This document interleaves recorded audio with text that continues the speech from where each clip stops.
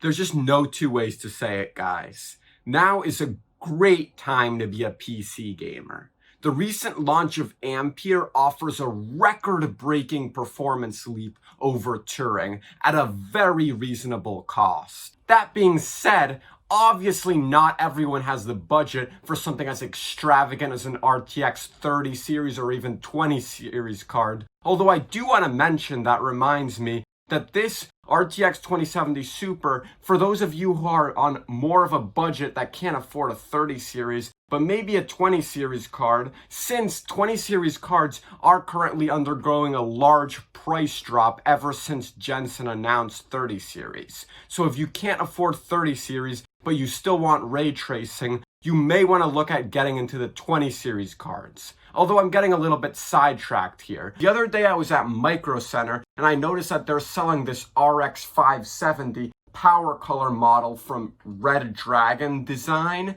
and it's the 4GB model to be specific. They were selling it for $140, and I figured that's a pretty good price. Why not pick it up and check it out? Because I know there are some of you out there who have this kind of budget, and I do not think this would be a bad option. So let's get into it. So I want to start off by showing you guys what you're most likely here for, the benchmarks. How does this card perform at a $140 price point? So the 4 games I'm using to test with this card are Metro Exodus, Red Dead Redemption 2, Horizon Zero Dawn, and Shadow of the Tomb Raider.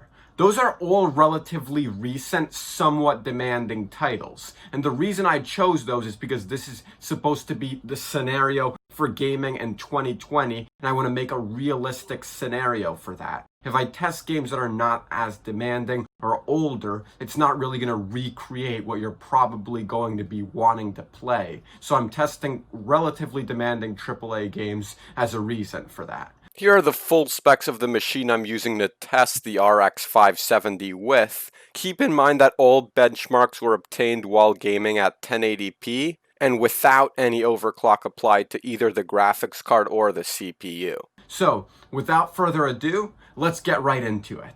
In Shadow of the Tomb Raider, the 570 averaged 64 FPS with 1% low and 0.1% low of 58 and 54 respectively. This was a very smooth gaming experience, and not a too bad looking one either, with the medium preset. As you can probably tell by the low figures, this experience was completely stutter-free. Now on to Horizon Zero Dawn. In Horizon Zero Dawn, the 570 managed 52 FPS average, with a 1% low of 39 and a 0.1% low of 27.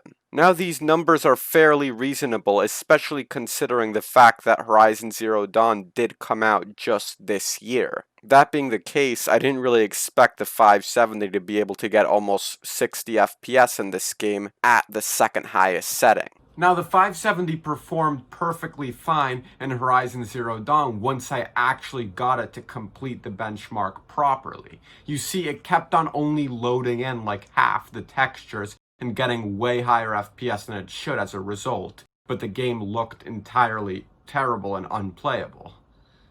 Now, I'm not entirely sure how much of that to blame on the game's optimization and how much to blame on the driver's optimization, but you can know for sure that at least part of it was the RX 570 driver, because I have tried the same game on other graphics cards and I have not experienced the same issues like this before. In Metro Exodus, the 570 averaged 66 FPS with a 1% low of 28 and a 0.1% low of 25. Now I'm sure these low figures might lead you to believe that there was stutter, but there actually was not stutter. What it was just that the frame rate was highly variable, and in certain areas, depending on where I was, it would sometimes drop into the 30s or 20s even, as you can see. That was not most of the time though. Now for Red Dead Redemption 2, and this is where things got a little bit hairy for the 570. It averaged 39 FPS with a 1% low of 26 and a 0.1% low of 16. Since the graphics slider was in the middle, it did look very good, especially considering it was running on a budget card. That being said, since the game was borderline unplayable in some areas, unless you're used to a very low frame rate, I would recommend turning down the settings if you do have a 570 and want to play this game.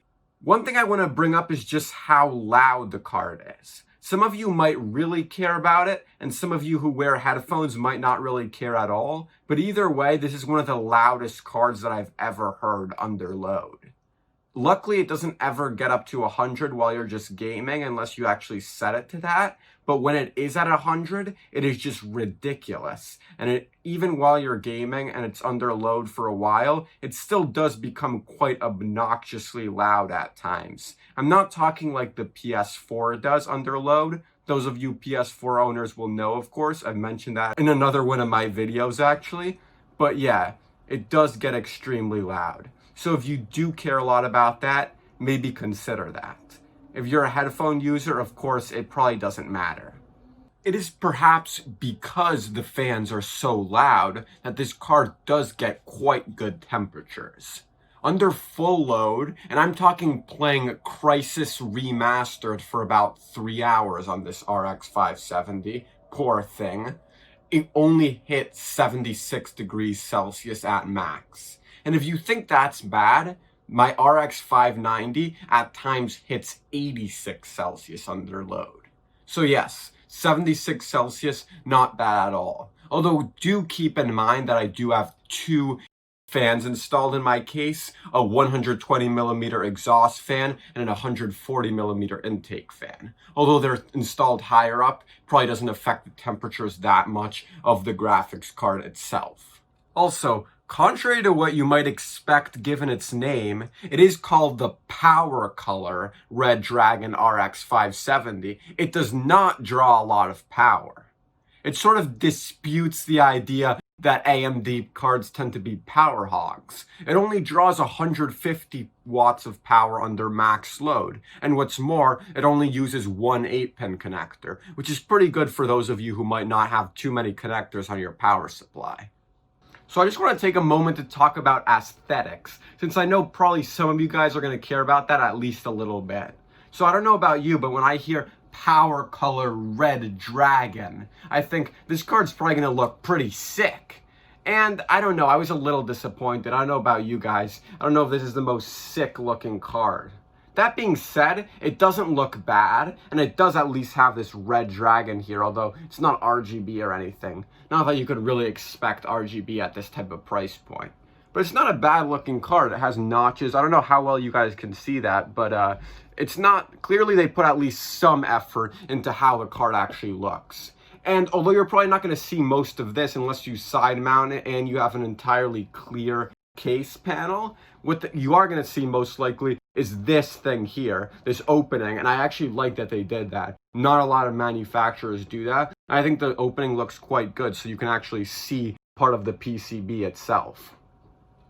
Thank you guys so much for watching. If this video has helped you decide whether or not you should pick up a Power Color Red Dragon RX 570 or not, then leave a like down below. And I'll see you guys in the next one.